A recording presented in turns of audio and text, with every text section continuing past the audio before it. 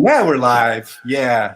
So our second delay is coming up, and then folks will be with us momentarily. Well, welcome to Dog Hugs, you guys. Hey, Spider, now we could do a welcome. You know, he's been on my back, literally, all morning, and he gets to do it for the real deal. Ravi, how are you today?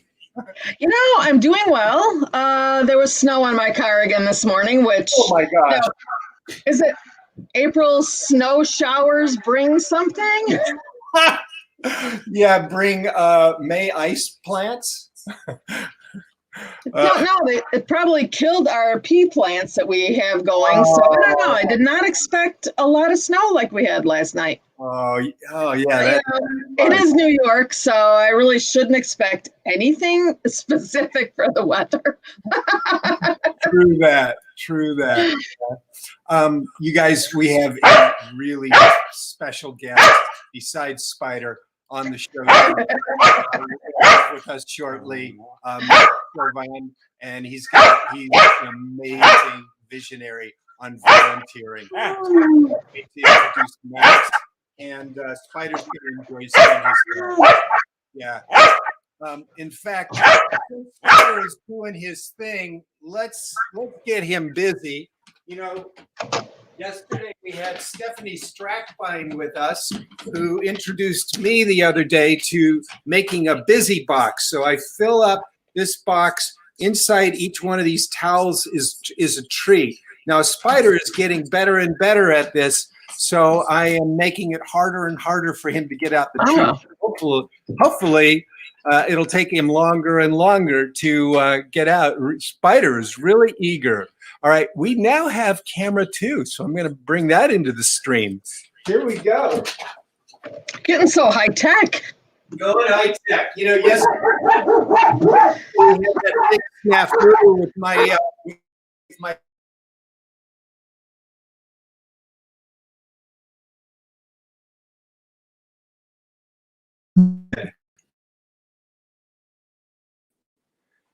Now, how good a timing was that? Did my camera just went out, right, Ryan? Can you hear me? Yes, I can hear. I muted myself because my dogs are going crazy. Got it. And it looks like I'm back on both cameras. All right, well, I'm going to keep camera 2 around, and we may get to it, but I got to mute it so we don't get the feedback.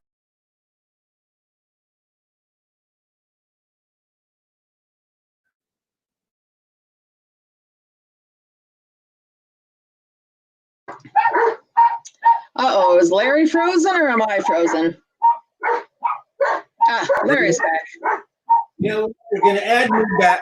I'm going back and forth on this thing, so I'm what's going on this. I apologize for this. Hopefully we'll get this sorted out before too long. I'm going to do some troubleshooting with my computer today. Well, we were going to show a video. Let me see if the other camera will let me still share a video with you guys. Because as you know, earlier this week, the Parandis, Chris and Suhei Parandi, wait a minute, I got to mute this one now. Okay. Chris and Suhei Parandi challenged Spider and me to the stunt dog competition, all-star. Gosh, I'm blanking on what their particular branding is. But anyhow, a big competition. So quickly, we've been training how to do this. All right, let's see if this works here. Yes, it does. All right, so here's our 3-minute agility trick. More exciting obstacles in agility is the tire jump. And it looks really hard, but it's actually, if your dog likes to jump, it's actually one of the easier ones to master. We've already talked about the bar jump. And so now the hoop jump is kind of like the bar jump, it's just more focused into the ring. So we don't start with the hoop all the way up into the air. We actually start with the hoop starting on the ground. In fact, you can even start with a hula hoop before you graduate to a hoop like this. So right now, Spider is just going back and forth. I'm luring him back and forth, across and through this hoop that's on the ground. And this gets him acclimated to it. And now I'm going to use Nair cookie over here. This is Nair cookie, meaning I have no cookie in that hand. And now I'm going to reward him with the other hand. So I'm luring with the hand that's in the direction I want him to go. And then I'm going to reward with the other hand. Luring with this hand, luring with this hand. This beat eventually becomes a hand signal. And then once he gets that motion, now you can start to raise it up. So I'm raising it off the ground, just an inch or so. And now he gives a hop a little bit. Spider's already a big thing. So eventually you can get up much higher, all the way up. You want to try? Good job. Very good. Now jumping safety again, as I've mentioned before when we were doing the R jumps, that if your dog is less than 18 months old, it's not a good idea to jump more than past ankle high because your dog's skeleton hasn't fully grown in, and you risk having some long-lasting injury. And of course, if your dog does have any health conditions, any dysplasia, any back issues, etc., don't jump. So if you need to check with your vet, check with your vet, all right? Now we've gone from a big diameter hoop, and now we're going to do a smaller diameter hoop that approximates the diameter of this. And then we well, and eventually go higher. Good job. And then eventually we're ready to graduate to the actual tire jump. Go, go, go. Very good. And Spider, in fact, go. And Spider even has invented his own trick, the perch directly onto the tire. All right. Can we hear me again? Yep. It seems like he's really doing great, Larry, with all the different things that you've shown every day. You know, I mean, he's so motivated by treats, as you can see here, that, that it should be good. The big challenge we have coming up is the weave pulls. That's like a ski slalom. Oh, I've seen people doing those. Yeah, we've been working on that, and little by little, he's getting there. All right. So we've got some great look at this. Bailey, you're now a regular on the show. It's great to see you again. Yes, hi to Spider. Thank you, Bailey, for coming. And Sarah Smith's from Saginaw. Hi to you. Great to see you guys. We love having you guys as regular guests. And, who else is in the chat today? Come along and say hello to Spider and Robbie and Atlas and me. All right. And we always ask the question of the people listening every day. So since today is Thankful Thursday, people want to put in the chat because it's always a hashtag Thankful Thursday. So drop us a message in the chat of what you're thankful for today. Beautiful. I'm thankful that so far Atlas hasn't broken the phone. So that's a really good thing to be thankful for. I'm thankful that you guys are with us today. Thankful that the technology is working, at least right now. Yeah. Don't jinx it. Don't jinx it. All right. And remember to post photos of your dogs in the Supermodel of the Week contest. Oh, yes. Yep. That is just a really great way to be part of this community. Well, let's get on the main attraction here. Yes, we have a very special guest with us today, and it's Max Chauvin. He is a real visionary on volunteering. So here we go, live from Nova Scotia. It's Max Chauvin. Yeah, how are you, Max? I'm doing great, Larry and Robbie. Nice to see you. Nice to see you. Fantastic. Yeah. So Max and I know each other through this community of public speakers called HPS, Heroic Public Speaking. And part of our pledge is, what does it say on the back? We can do more together than we can alone. Yeah.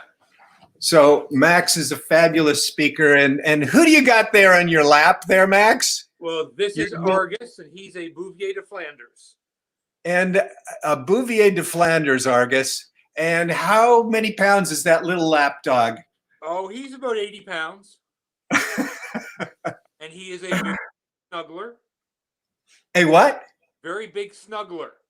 A big snuggler. Yeah, emphasis on big and snuggling. Yeah. Yeah. Now, is your other dog camera shy today, or willing to come around too? Here he is, Gatsby. Who dat? This is Gatsby, and Hi, Gatsby. He's a 110-pound golden doodle. Oh my gosh! Wow, that's a lot of dog there, man. Yep. Yeah. Max, how have your dogs brought your spirit into your life? Oh, they're just great companions. And they sure are. You know, there's one of the things that I talk a lot about with people and dogs is how important it is that if you want to have dogs, you enjoy the dog life, which for me includes 2 walks a day and those kind of pieces. And everybody in my neighborhood knows that we are always out every day, no matter what the weather, no matter what's going on, to have fun. So it's companionship, it's exercise, and if Gatsby could talk, thankfully he can't, he could tell people a lot of funny things that I've said or done that I relate to him. That fantastic. To see. Oh, that's really great, Max. Let's talk about volunteering. And you are such a leader in this area. For the last, more than a couple of decades. Yeah. You've been the leader of the Zatzman Sports Complex. Oh, I forgot to tell the folks, you're live in Nova Scotia. Absolutely. So yeah. Yeah, so I mean, I've worked for the Sportsplex, which is what we call a multi-district, so a very large recreation center. I've been there since '92, and I've been the CEO for about 10 years. Fantastic. Yeah. So you work with a lot of volunteers in that organization. Yeah, and why are volunteers so important in all of our communities? Well, I think what I tell people that volunteers are the engine of community change. Because if you look at any big initiative that happens around community transformation, about helping marginalized citizens or addressing environmental concerns in the community, it starts almost always with 3 or 4 people sitting in a living room saying, wow, I'd like to see this to be different. There's an opportunity here to do something that we haven't been able to do. Or there's a problem that we just aren't willing to put up with anymore. I hear that. It begins with those volunteers who just want to change their community, to make it better for their friends and neighbors and people around there. So I hear that. You know, there's a quote, I'm going to botch the exact wording, by the anthropologist Margaret Mead, and who said that it's always a group of committed citizens who are that engine of change. And it is so great to hear how you've put that in play throughout your life, throughout your career. I can't hear you, Larry. Oh, rats. All right. I'm going to bring Robbie into this, and she's going to continue the interview while I boot back up. All right.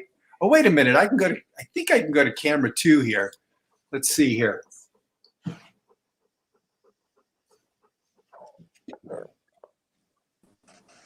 Hey, Max. Oh, there we go. Now I got you. All right. Great. Now I've got to mute me over here. Let's see. Can we still hear me? Can you hear me? I can. Nope. You can hear me. Okay. Yeah. Sorry about that. You know, our behind the scenes motto on this show is, you know, make sure to make a mistake. So we're doing a really good job of keeping that going this week. I've got to figure out how to do this here. All right. Well, as long as you can hear me, I will strain to hear you, Max. Can you hear me okay? I can. I hear you just fine. Oh, great. So, Max, you know, these days, you know, we hear that a lot of organizations are having challenges getting and keeping volunteers. You know, well, first of all, is that true? So it definitely is true. I think what we're finding is that what the volunteer wants out of their experience is very different than what they wanted 10 years ago. It's no different than what we're discovering in our workplaces with new employees. What was motivating before, what was enticing before to come in and be involved, how we socialized, how we connected has changed. And it's as true in the volunteer world as in the staff world.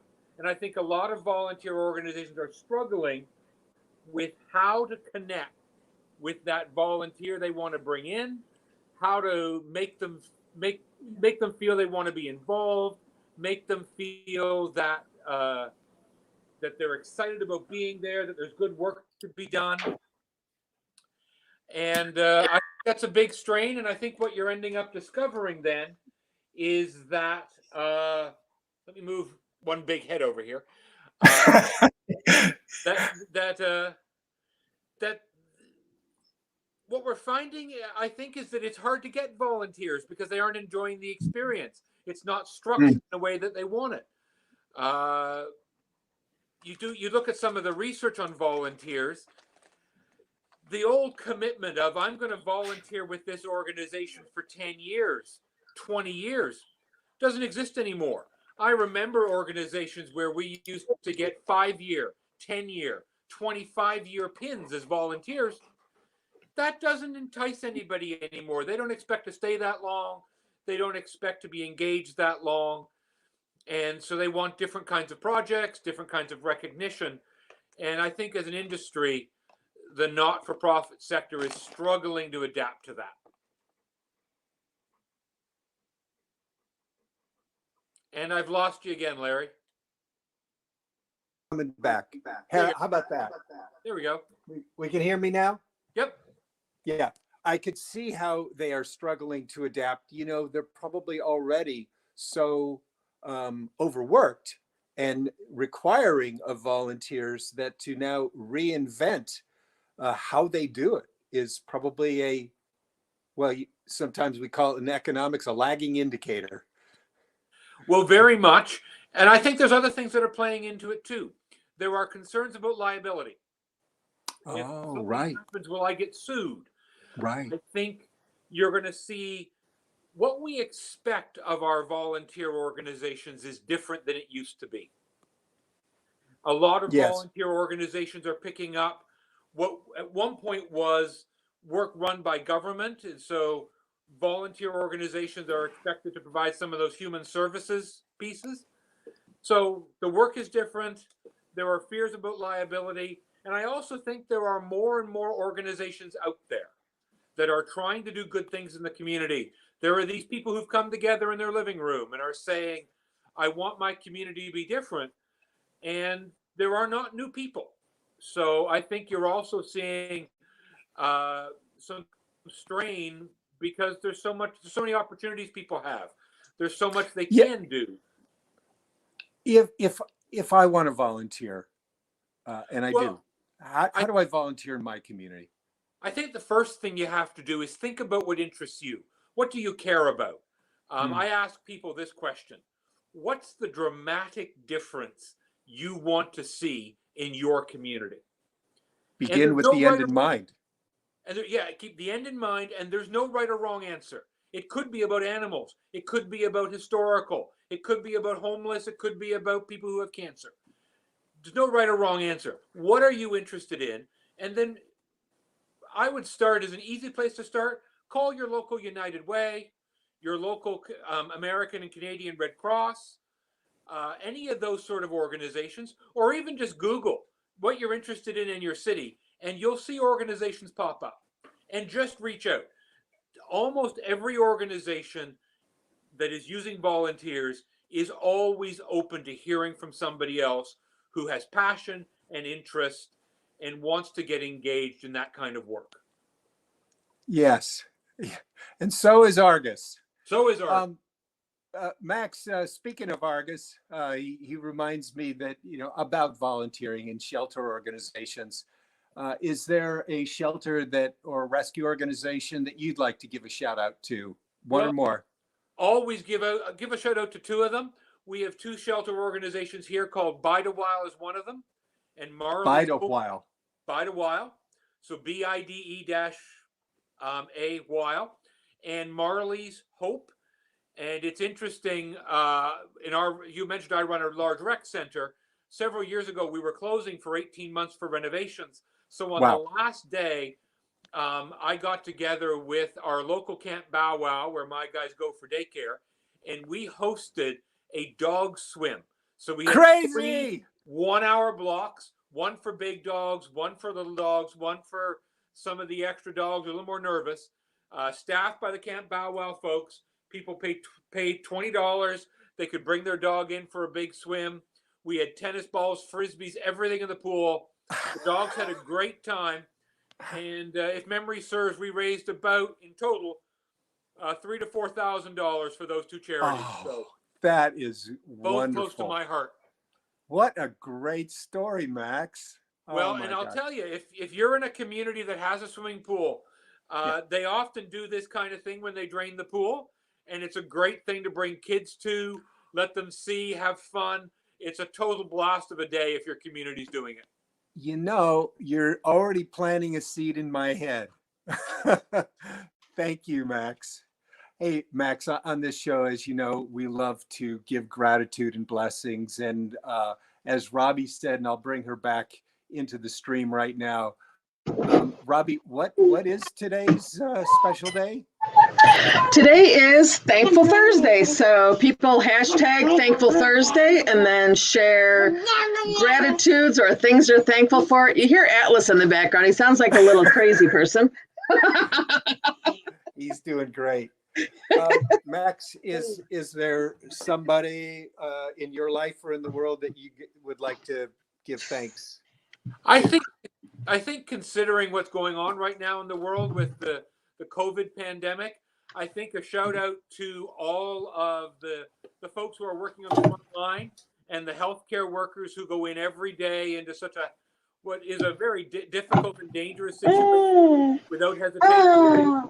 The other group I think we should be thankful for is all of the politicians who are working so hard and making hard decisions. We may not always agree with them, but I don't envy them that work in trying to figure out how to best help all the citizens that live in their communities and how to best prevent anybody from getting sick. So I think it's a pretty thankless job right now, and we should be appreciative and thankful that there are people in the community who will step up and take that leadership and do the best they can. Beautifully said, Max. Yeah. Well, Max Chauvin, thank you so much for being on Dog Hugs today. And thanks so much to Argus and the Doodle. I'm blanking on the Doodle's name. Gatsby. Yeah, Argus and Gatsby. All right. Thanks again, Max. Take care, brother. You too, my friend. Talk to you soon. You bet. Okay. That was really fun. So I'm getting reoriented here. back on which way to look at everything. You're seeing the whole studio, you guys. You know, we're getting the behind the scenes of the studio, yeah, not even just the laundry lounge. We might as well do that. Okay, so back here, I've got lights. You know, over there's my kitchen. It's go to the kitchen. So we've got lights back there, the water heater, a bank of lights over there. And over here is my little clutter zone that remains off camera. And of course, you've seen the actual laundry room. I sit on those climb platforms right there. That's where the monitor is. Originally, I had the iPad up on that box up there. That's my little eye light. Then over here in the studio, we got another bank of lights that lights up the green screen. And some days, you know, I'll start using it, put some fun effects into the show. And then behind there, if you want to get really intimate, we've got, we call this the scene dock. This is where I got all kinds of props back here. Oh, shit. That was not good, my friend. Guess what I just did? Dropped your iPad? Yep. Oh, no. My bad. All right. Well, at least we can see me. Well, you were using the green screen when you did that. Larry Kratz's iPad screen. You were using the green screen when you made that video about Spider across the country, didn't you? Yeah, we did. That's right. Yeah, well, when he was going by Mount Rushmore and everywhere else. Yeah. Oh, Robbie, on Thankful Thursday, who are you thankful to today? You know, I honestly never would have thought to thank the politicians. I feel like I'm sitting here always being angry with them. And I feel like Max gave me a different insight into their job has got to be horrible right now. Yeah, and it never occurred to me to be anything other than, you don't know what you're doing. And it's like, I can't imagine making the decisions that they make. You know, and I think about that because New York State just extended our period of what they're calling the New York State pause until May 15th now. And they've also made it so we all have to wear masks mandatory when we leave the house. Wow. Yeah. So that was a lot of stuff coming down today. But like Max said, you know, I'm sure it's hard decisions they're making. So I'll try not to be so angry about it because they probably do have the greater good, you know, in their minds with everything that they're doing. They're not doing it just to make me angry. Believe it or not. Even though I'm taking it personally.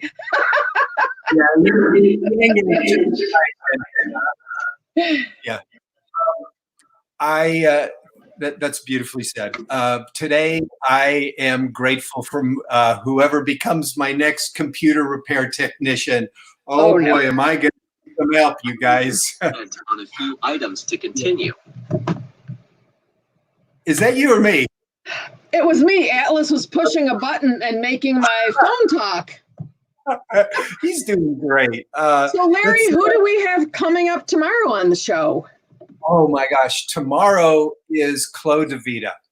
And Robbie, you and I know Chloe quite well from the world of dogs. And I also know Chloe from the world of public speaking.